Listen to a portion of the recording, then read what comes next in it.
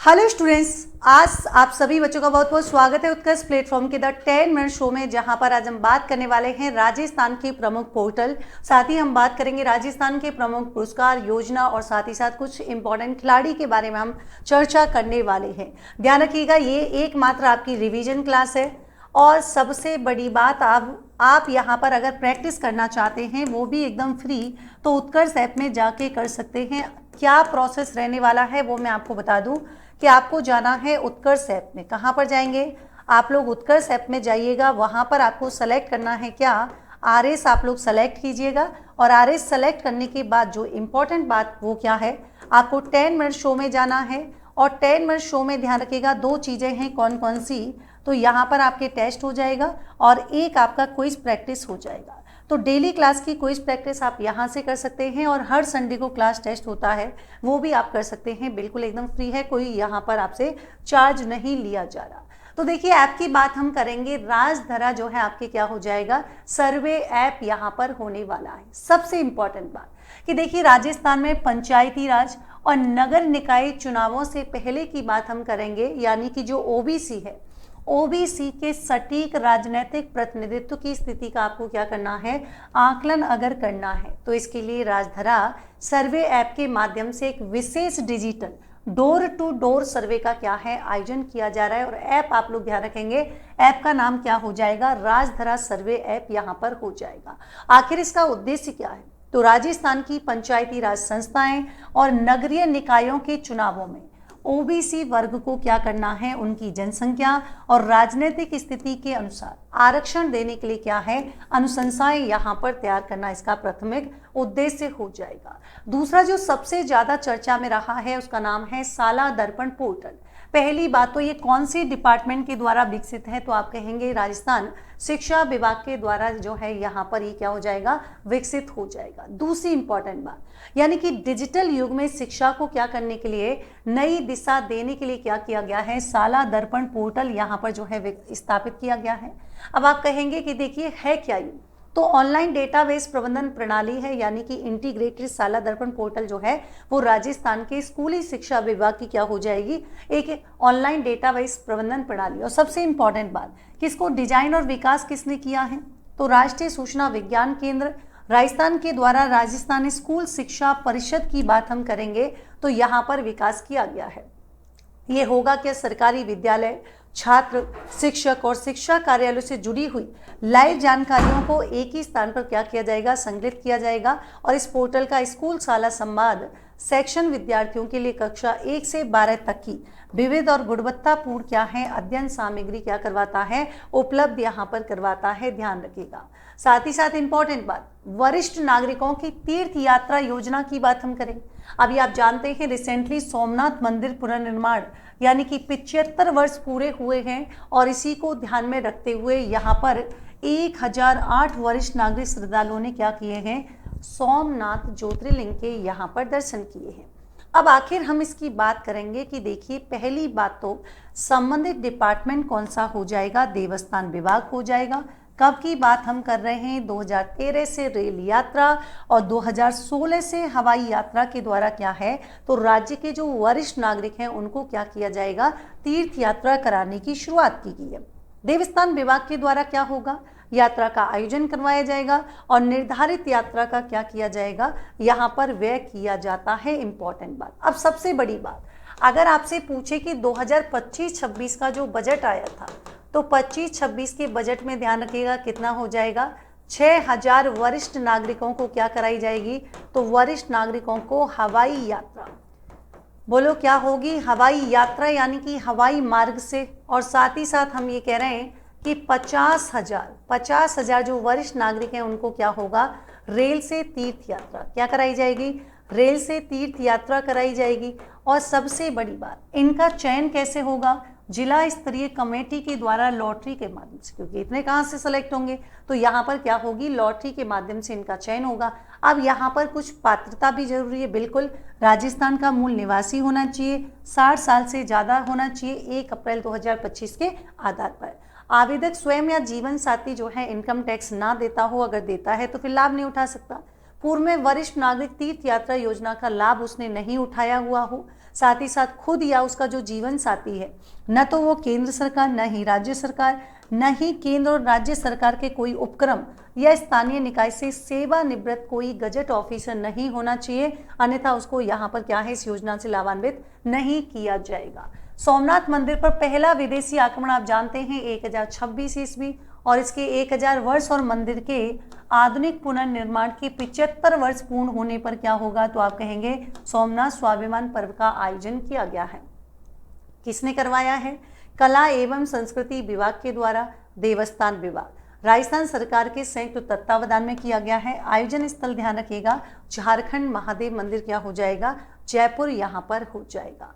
इसी के साथ ही देखिए दूसरी इंपॉर्टेंट बात हम करेंगे यहाँ पर, स्पोर्ट्स लाइफ इंश्योरेंस से सुरक्षा कवच। खिलाड़ियों के जीवन और स्वास्थ्य की सुरक्षा को प्रायोरिटी पे रखते हुए यहाँ पर सरकार ने क्या किया है, एक स्कीम लॉन्च की है, स्पोर्ट्स लाइफ इंश्योरेंस स्कीम। इसके तहत होगा क्या, जो इंटरनेशनल पदक विजेता हैं उनको 25 लाख रुपए तक का क्या दिया जाएगा, दुर्घटना एवं जीवन बीमा कवर प्रदान किया जा रहा है। साथ ही साथ ध्यान रखिएगा, खिलाड़ियों को अत्याधुनिक खेल उपकरण खरीदने के लिए क्या होगा, यहाँ पर फाइनेंशियली सपोर्ट यानी कि वित्तीय सहायता दी जा रही है। अब यहाँ पर कुछ इंपॉर्टेंट है, जैसे देखिए समर बनर्जी। अब समर बनर्जी पहली बात किससे रिलेशन है, फुटबॉल से, और 1956 ये राजस्थान के ऐसे खिलाड़ी हैं जिन्होंने ओलंपिक में भाग लिया है। कई बार आपसे पूछ लिया जाता है राजस्थान के कौन से खिलाड़ी हैं, कौन से खेल से इनका संबंध है और इन्होंने ओलंपिक में कब भाग लिया था। तो एटलीस्ट पहला और लास्ट वाला तो पता होना चाहिए, क्योंकि 24 में अनंतजीत सिंह नरूका ने लिया था जिनका संबंध शूटिंग से है। माहेश्वरी चौहान जिनका संबंध शूटिंग से है, इन्होंने भी 2024 में लिया था। जैसे गुलाम मोहम्मद जिनका संबंध घुड़सवारी से है, विशाल सिंह घुड़सवार, बलदेव सिंह बास्केटबॉल और अजमेर सिंह जो है क्या हो जाएगा, बास्केटबॉल से इनका संबंध हो जाएगा। साथ ही साथ ध्यान रखिएगा, देव नारायण भगवान राष्ट्रीय महोत्सव की बात करेंगे 28 से 30 मई तक सवाई माधोपुर के कहां पर, कुसाली दर्रा में किया गया है। आप लोग कंफ्यूज भी हो सकते हैं, ध्यान रखिएगा, देव नारायण भगवान राष्ट्रीय महोत्सव का आयोजन कहां पर किया गया है, सवाई माधोपुर के अंतर्गत किया गया है। साथ ही साथ देखिए राजस्थान की 3 हस्तियां हैं जिनको पद्मश्री से सम्मानित किया गया है, और कहां पर, नई दिल्ली में। और देश का कौन सा है, चौथा सर्वोच्च क्या हो जाएगा, नागरिक सम्मान पद्मश्री हो जाएगा। साथ ही साथ देखिएगा तगाराम भील 17 अप्रैल 1968 को मेनली कहां से हैं, जैसलमेर के मूलसागर। अलगोजा के क्या हो जाएंगे, पारंगत वादक हैं, और अलगोजा को शीशम और कैर की सूखी लकड़ी से बनाया जाता है, और राजस्थान का राज्य वाद्य यंत्र कौन सा है, अलगोजा। इसमें कितनी बांसुरी जुड़ी होती है, 2 बांसुरी। अलगोजा लोक संगीत संस्थान मूलसागर यानी कि इसके क्या है, आपके संस्थापक हो जाएंगे। इनको पहली भी 2013 में मेहरावल गिरधर पुरस्कार से सम्मानित किया गया है। 2018 में कोलकाता के द्वारा है ना मरुद्रा पुरस्कार दिया गया है, और 2019 में आदिवासी सम्मान से सम्मानित किया गया है। कामायचर संस्थान जैसलमेर के द्वारा इनको महरम श्री सकर खान की बात हम करेंगे, वो भी यहाँ पर अवार्ड दिया गया है। साथ ही साथ देखिएगा स्वामी ब्रह्मदेव महाराज समाज सेवा के क्षेत्र में इनको दिया गया है, और गंगानगर में जगदम्बा संस्थान और जगदम्बा अन्य विद्यालय की स्थापना यानी कि उसके कौन है, फाउंडर है। 89 में जगदम्बा संस्था को सामाजिक कल्याण विभाग राजस्थान के द्वारा राज्य स्तरीय पुरस्कार भी दिया गया है, और साथ ही साथ 96 में संगठन को भारत सरकार के द्वारा विकलांग कल्याण सर्वश्रेष्ठ स्वयंसेवी संस्था के लिए क्या है, यहाँ पर राष्ट्रीय पुरस्कार भी दिया जा चुका है। साथ ही साथ गफरुद्दीन मेवाती जोगी कला क्षेत्र में है, और देखिए भपंग वादक है, और इनका जन्म ध्यान रखिएगा डीग के कैथवाड़ा गांव में यहाँ पर हुआ है। और सबसे बड़ी बात, ये महाभारत यानी कि जो पांडुन के कड़े हैं लगभग 2500 दोहे का, ये करने वाले क्या हैं, तो आप कहेंगे लास्ट व्यक्ति हैं, और इनको 2007 में बजरंग मेवा साहित्य लोक कला संस्थान भरतपुर के क्या हो जाएंगे, संस्थापक हो जाएंगे। साथ ही साथ देखिएगा इनको पुरस्कार संगीत नाटक अकादमी पुरस्कार से भी सम्मानित किया जा चुका है, राजस्थान राज्य सम्मान, लोक कलाकार सम्मान, Castrol India award, Braj Mewat आंचल जो है आपके विमोचन सम्मान, ये आपको ऑलरेडी इनको दिए जा चुके हैं। साथ ही साथ ध्यान रखिएगा राजस्थान से जिन्हें पद्म पुरस्कारों से सम्मानित किया गया है, जैसे धर्मेंद्र सिंह देओल अभिनेता पद्म विभूषण से, जो कि आपकी 14वीं लोकसभा में संसद सदस्य के रूप में बीकानेर निर्वाचन क्षेत्र का इन्होंने प्रतिनिधित्व किया था। पीयूष पांडे जिन्हें airman of India Padma Bhushan इनको मिला है, जयपुर में जन्म हुआ था। सत्यनारायण नंदलाल नोवाल उद्योगपति हैं, पद्मश्री, और इनका जन्म कहाँ पर हुआ है? भीलवाड़ा में हुआ है, मतलब इनको भी सम्मानित किया जा चुका है, ध्यान रखेंगे। साथ ही साथ देखिए, संगीत नाटक अकादमी फेलोशिप की बात हम करेंगे, बहुत ही महत्वपूर्ण है। 7 संगीत नाटक अकादमी फेलोशिप, 108 संगीत नाटक अकादमी पुरस्कार और 106 उस्ताद बिस्मिल्लाह खान युवा पुरस्कार की घोषणा यहाँ पर की गई है। साथ ही साथ ध्यान रखिएगा, 2024 गुलाबो सपेरा, जिनका संबंध आपके कालबेलिया से है, संगीत नाटक अकादमी पुरस्कार ये आपके समंदर खान मांगड़ियार लोक गायन में मिला है। उस्ताद बिस्मिल्लाह खान युवा पुरस्कार मंजूर खान मांगड़ियार को लोक संगीत से इनका संबंध है। उस्ताद बिस्मिल्लाह खान युवा पुरस्कार 2025 अकरम खान बहरूपिया, यानी कि इनका संबंध लोक नृत्य से हो जाएगा। साथ ही साथ ध्यान रखिएगा, प्रेरणा साहित्य सारस्वत सम्मान जोधपुर की डॉक्टर नीना छिब्बर को मिला है, और मेदिनी प्रेरणा साहित्य क्या हो जाएगा? संस्था यहाँ पर प्रदान करता हो जाएगी। Very very important.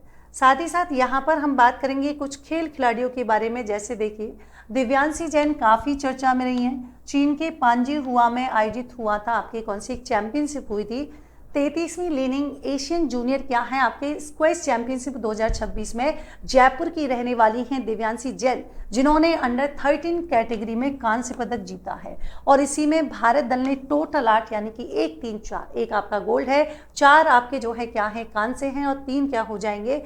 रजत यहाँ पर हो जाएंगे।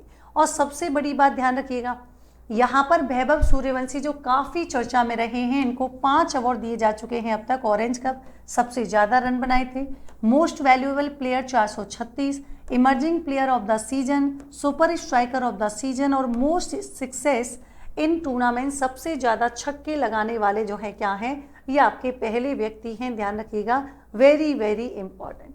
तो यहाँ तक हमने डिस्कस किया है कुछ इंपॉर्टेंट खिलाड़ी, ये आपके जून से रिलेटेड हैं। सो मिलते हैं नेक्स्ट सेशन में एक नए टॉपिक के साथ, तब तक के लिए thank you so much, take care, good night.